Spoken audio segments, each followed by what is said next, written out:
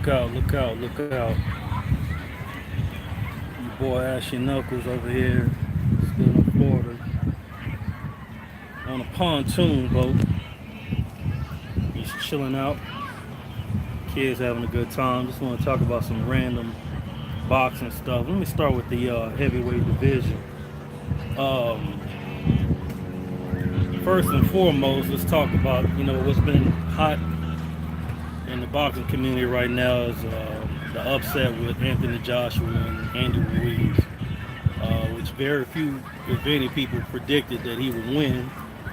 Um, but at the end of the day, I think uh, we hashed over the issue so much. I don't want to beat a dead horse. The bottom line is Andy Ruiz was overlooked as a late sub replacement for Gerald Miller. Because Gerald Miller couldn't conduct himself as a professional, and made sure he was responsible for the stuff that he was putting in his body. So at the end of the day, what's up, Robert Stewart? Salute right back to you.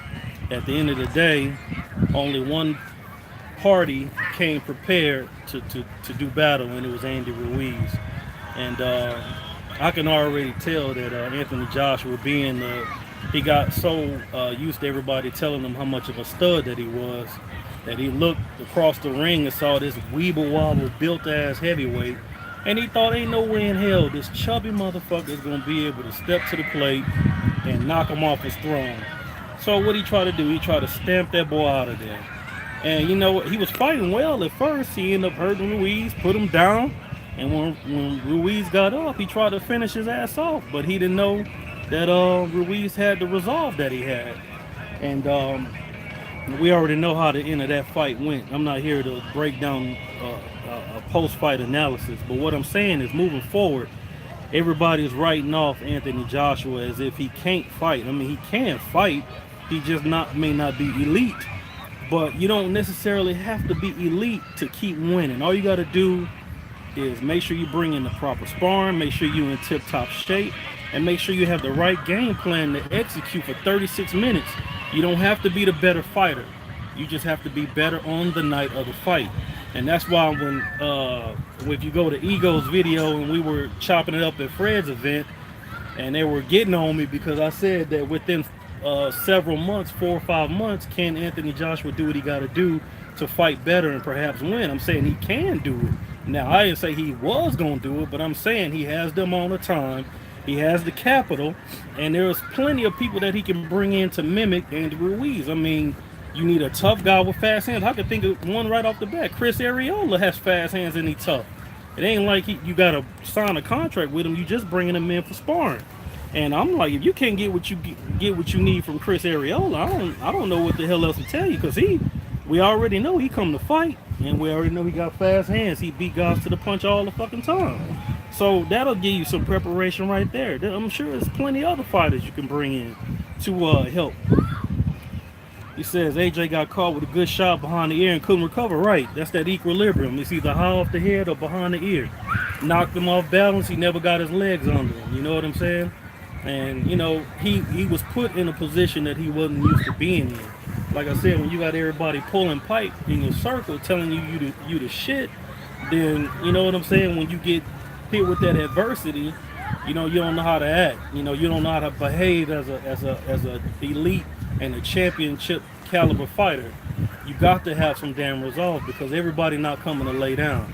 Point blank, period. And whatever you put on tape, that's you as a fighter. I don't give a damn what you think you are, what the type of skills you got. Whatever you leave on tape, that's you.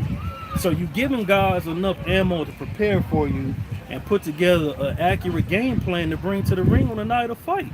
And that's exactly what happened, man. Andy Ruiz used the tools that he had, and he used the game plan very effectively to do what he got to do to get inside and win that fight. So moving forward, Deontay Wilder wants to unify, which is great news.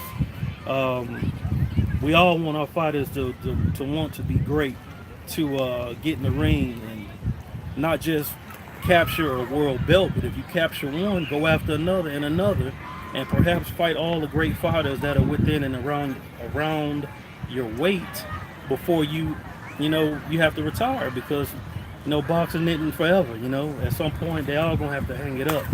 So the time that you're in the sport, we would like, as fans, we would like to see you do what you got to do to be the best you could be and fight the best fighters that are available. So he wants to fight Ruiz. Cool, you know what I'm saying? Let's get it. You know what I'm saying? I want to see it. Let's make that shit happen. Andy is a threat to everyone in heavyweight. He is a threat, but you know who I really want to see him fight? I want to see him fight Ortiz. I think that'll be explosive. Now, Ortiz is the guy that nobody in the heavyweight division want to fight. Nobody want to see that dude. You know what I'm saying? And the rematch with Wilder ain't a guaranteed victory.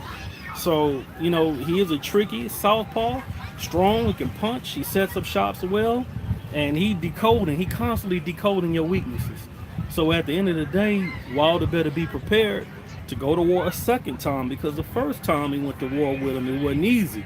And he damn near got clipped in one of them rounds. He went back to the corner real on wobbly legs. But Wilder has something that AJ has yet to gain. He has a fighter's and a champion's temperament. The dude knows what he has to do in the ring, and he knows how to behave when he faces adversity. The dude says he's willing to die in the ring, and he fights as if that's so. So you got to give him his card on that, and I do. So, but anyway, moving forward with the Canelo issue. This is the last time I'm gonna talk about Red until he got a fight signed. I don't know really what's going on with the zone contract and this, that, and the third. One thing I do know is that Red got options. You know what I'm saying?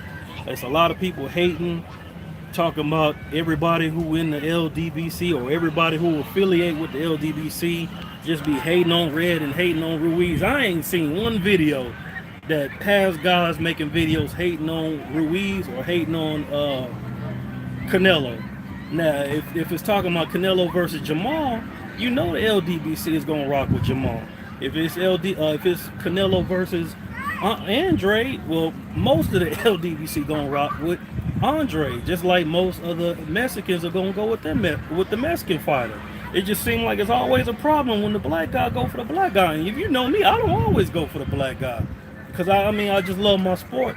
I love my sport too much. You know what I'm saying? It just, it is what it is on that. You know what I'm saying? But I'm sick of dudes hating, talking about they hating on Canelo. Hey, nobody hating, but everybody gives that man his card.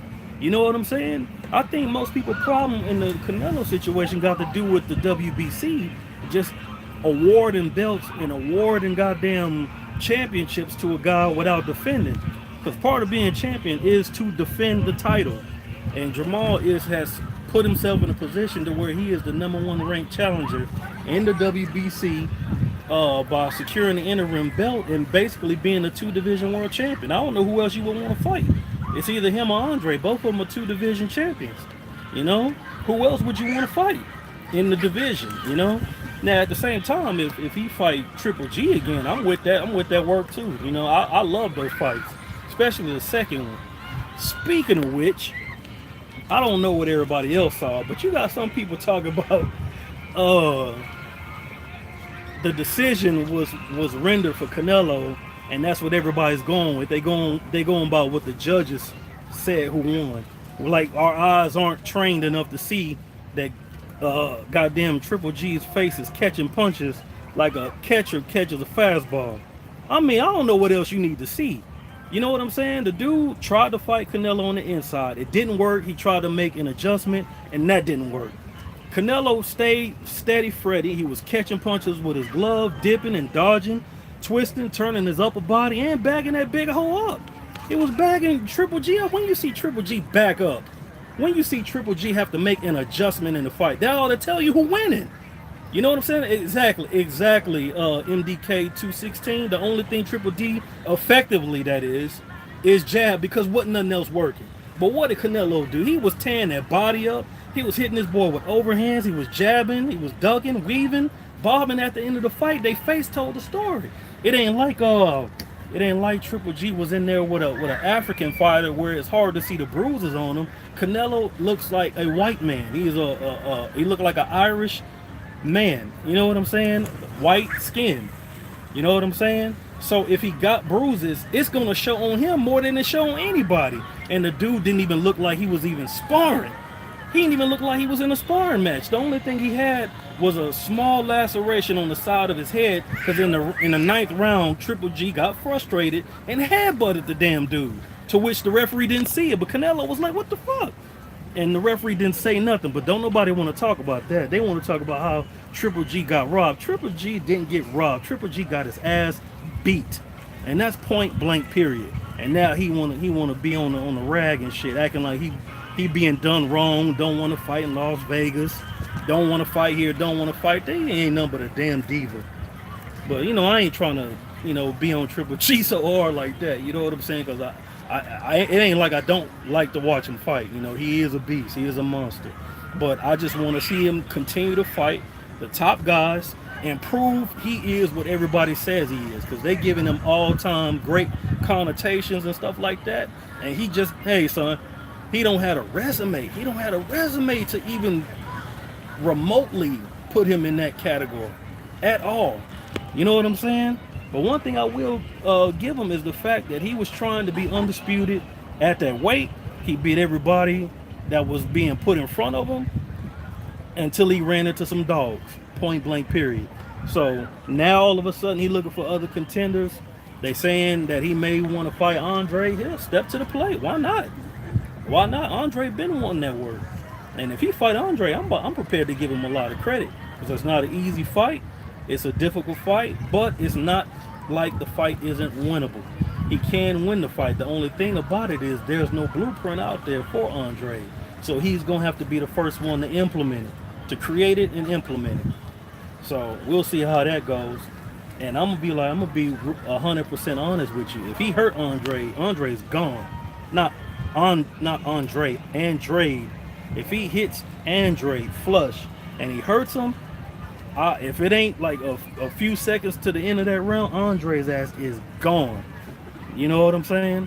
But I ain't prepared to make a prediction on that fight. I'm just prepared to see somebody sign a contract already. God damn. I'm so sick of reading articles and seeing videos on potential matchups, and these dudes just acting like the ultimate divas, man. And y'all said Mayweather was a diva. Damn. I don't get it, man. But right now the boxing picture is looking good, you know what I'm saying? And I ain't about to make this video too long because I got to get back to my family out here. I'm gonna let y'all see some of this before I dip. Got this boat. Got this boat. Yeah, I can't even turn the damn camera. Oh, fuck it. You see it? Cool. If you don't, whatever. I ain't turning it too far away because you're gonna see that fine woman over there. And no, that ain't for your eyes, you know what I'm saying? Keep your eyes on your own damn woman. Straight up. But all right, man. I'm gonna hit y'all a little bit later when I put the boat on some deep waters and probably do another video. You know what I'm saying? But I'm gonna holler at y'all, man. Y'all be easy, man. Shout out to the LDBC. Shout out to New Media. Shout out to anybody that fuck with Ashy Knuckles. And I'm gonna holler. Peace out. Hey, do that 35 push-up challenge, man. Quit bullshitting. Put it on tape. Do what you can do. Ain't nobody tripping. You know what I'm saying? Do what you can do. You know?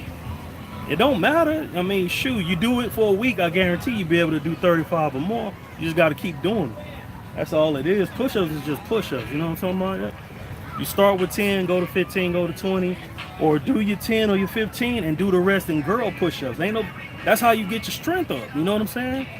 That was impressive from you, brother. Appreciate that, bro. It really wasn't nothing, man. I used to be able to bang out a whole lot more than that.